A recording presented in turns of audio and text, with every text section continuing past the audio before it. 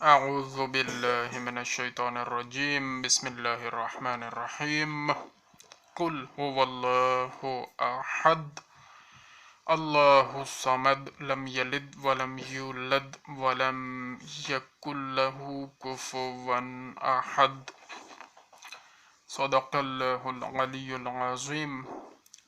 دوستو، آج ایک ٹاپک سلیکٹ کیا گیا ہے جس کا نام ہے حسد۔ اس پر تھوڑی سی گفتگو کرتے ہیں۔ حسد کیونکہ آج کل بہت خطرناک بیماری ہے اور اس سے بڑا نقصان ہو رہا ہے لوگوں کا، تو اس پہ تھوڑی سی بات کرتے ہیں۔ سب سے پہلے ابو داؤد شریف کی ایک حدیث مبارکہ کا ترجمہ پیش کرتے ہیں۔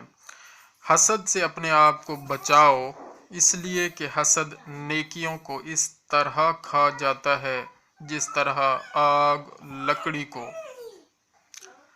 اور دوسرے نمبر پر مشکات شریف کی ایک حدیث مبارکہ کا ترجمہ پڑھتے ہیں۔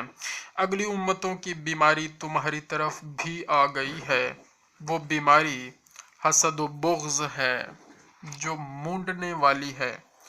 میرا یہ مطلب نہیں کہ وہ بال مونڈتی ہے، بلکہ وہ دین کو مونڈتی ہے۔ اور اسی طرح حضور پاک صلی اللہ علیہ وآلہ وسلم کے فرامین میں سے ایک فرمان مبارک ہے جس کا ترجمہ پڑھنے کی سعادت حاصل کرتے ہیں، وہ ہے جی: حسد جائز نہیں مگر دو شخصیتوں پر، ایک وہ جسے اللہ تعالی مال دے تو وہ اس آدمی کو دے جو راہ حق میں خرچ کرے، اور ایک وہ جسے اللہ تعالی حکمت دے تو وہ اس کی مدد سے فیصلے کرے اور اس کی تعلیم دے۔ اور حضرت سلیمان علیہ السلام اللہ کے پیارے نبی گزرے ہیں، ان کا فرمان مبارک ہے: قناعت بدن کو تازگی بخشتی ہے اور حسد بدن کو گلا دیتا ہے۔ اچھا، یہ ایک کتاب ہے جس کا نام ہے عظیم لوگوں کی عظیم باتیں۔ عظیم لوگوں کی عظیم باتیں، یہ کتاب کا نام ہے۔ اس کا مرتبہ و مؤلفہ محمد الیاس عادل صاحب، نظر ثانی اس کی ہے طارق مسعود کاشف صاحب نے، اور اس کتاب کے ناشر مشتاق بک کارنر اردو بازار لاہور یہ ہیں، اور مطبع سلیم تنویر پرنٹرز لاہور والے، اور کتابت دارالکتابت گجرانوالہ سے اس کی کتابت کی گئی ہے، اور تعداد 1000 لکھا ہوا ہے، اور یہ بڑی کافی عرصہ پرانی کتاب ہے۔ رحمان بک ہاؤس اردو بازار کراچی، کتاب گھر اقبال روڈ راولپنڈی۔ تو اس میں جو فرامین، جو احادیث مبارکہ کا ترجمہ اور جو چیزیں لکھی ہوئی ہیں وہاں سے کوٹ کر کے آپ کے سامنے پیش کرنے کی سعادت حاصل کر رہے ہیں۔ کوئی کمی کوتاہی ہو جائے، کوئی غلطی ہو جائے، اللہ تعالی معاف فرمائے۔ مقصد ہمارا نیت اللہ تعالی جانتا ہے، نیت ٹھیک ہے تو خدا نخواستہ اگر کوئی پرنٹنگ یا کسی بھی طرح کی اس میں کوئی اگر غلطی ہے تو اللہ انہیں بھی معاف فرمائے اور ہمیں بھی معاف فرمائے۔ تو یہ حوالہ دینا اس لیے ضروری تھا۔ حضرت امام حسن مجتبی علیہ السلام کے ایک فرمان مبارک کا ترجمہ یہاں لکھا ہوا ہے۔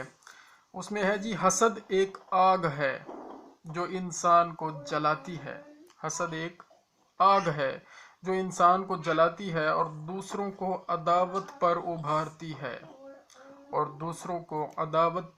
ابھارتی ہے، اور اسی طرح امام جعفر صادق علیہ السلام کا فرمان مبارک بھی ہمارے سامنے موجود ہے۔ اس کا ترجمہ ہے جی: دروغ گو کو مروت نہیں ہوتی اور حاسد کو راحت نہیں ہوتی۔